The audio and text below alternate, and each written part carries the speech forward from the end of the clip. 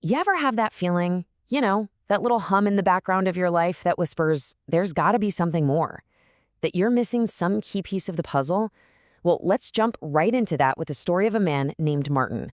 For him, that search for it came with a really, really high price tag. And I mean, this wasn't just some casual weekend hobby. This was a life's work, a project that spanned decades. Martin filled 47 notebooks. Just think about that for a second. 47 journals filled with notes, diagrams, and questions from his sincere, his exhaustive, and, ultimately frustrating hunt for an answer he just couldn't seem to nail down. So that brings us to the title of this whole explainer, which is based on a collection of stories called Already Home. And the central idea here is a profound kind of realization. But here's the kicker. It's not something you find at the top of a mountain after years of searching. It's something that shows up right in the middle of the most normal, everyday moments of your life. All right, so here's our game plan. We're going to start with this problem of endless searching. Then we'll look at the super surprising, simple way the breakthrough actually happens. We'll try to define what it even is. Then we'll see how it changes daily life, or doesn't. And we'll end with this really crucial idea that maybe the search itself is the very thing getting in the way. So let's dive right into that first part, this seeker's project. For so many people, it's this sincere, but let's be honest, absolutely exhausting effort to find some feeling of arrival, of peace, of it, whatever that it is supposed to be. I mean, just look at Martin's toolkit here. This is not someone just messing around. We're talking a serious investment of time, of money, of mental energy. He went all in, trying pretty much everything under the sun. But after every retreat, every book, every new practice, he was left with the same nagging question. And? He still felt like he hadn't gotten there. Now, seeking isn't always about going on retreats, right? For Carol, who was a philosophy professor, the search was all intellectual. She showed up with her mind sharpened like a knife, ready to analyze and categorize everything. Her brain was like this fortress, built to defend against anything that she couldn't neatly explain. So, where does all this hard work, all this exhausting seeking actually lead? Well, this is the big twist in these stories. The breakthrough, the aha moment. It doesn't happen in some special, sacred place. It happens in the kitchen, or in a community center, or just sitting in a chair. For Carol, that intellectual fortress of hers was completely bypassed by a question that was almost ridiculously simple. Not, what are you aware of? Not asking for a list of things, just, are you aware?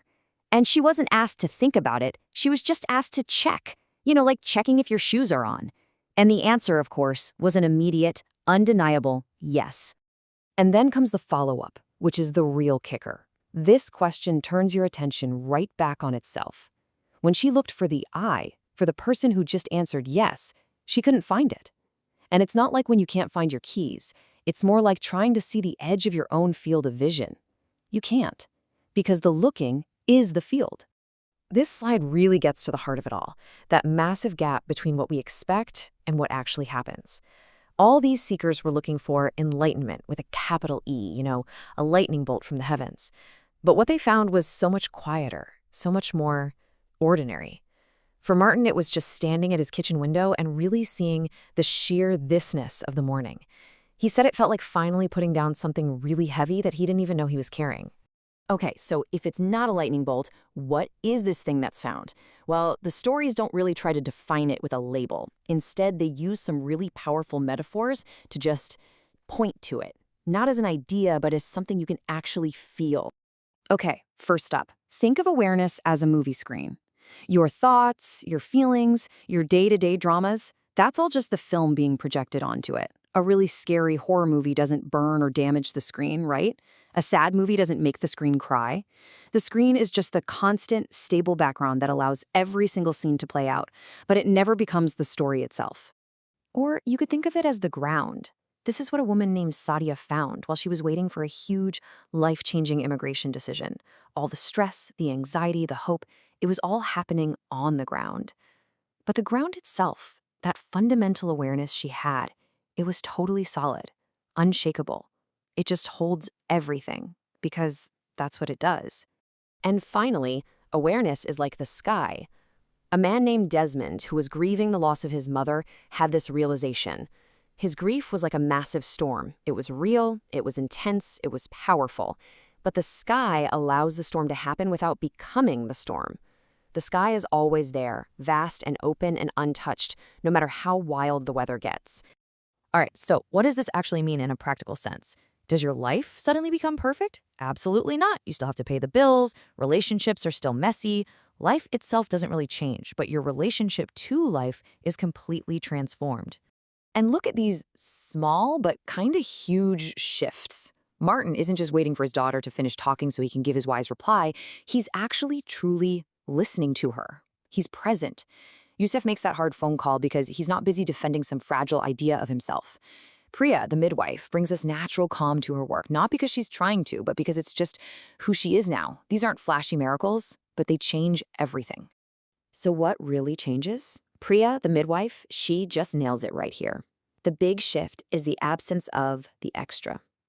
You know what she's talking about, right? That little narrator in your head, the one that's constantly judging everything, telling you how things should be, and running that endless project of self-improvement.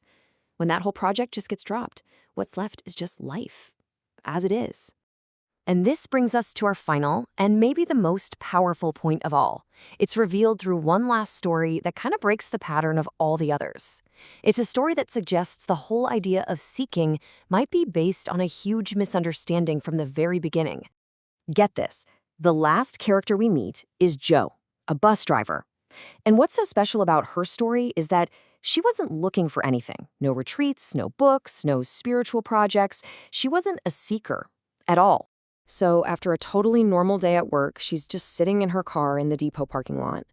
And she just noticed. It wasn't an achievement.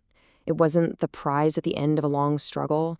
It was just a simple, effortless recognition of the here-ness that had been the silent background of her entire life all along. And this is the really provocative idea these stories leave us with. It takes us right back to that feeling we started with, that feeling that something's missing. What if our own versions of those 47 notebooks, all the planning, the worrying, the relentless self-improvement, the hunt for the next thing that's going to finally make us happy, what if all of that effort is the very thing hiding what we're looking for? The final suggestion here isn't to try harder. It's to do something much, much simpler. What if the only thing that was ever needed was to simply, just for a moment, look?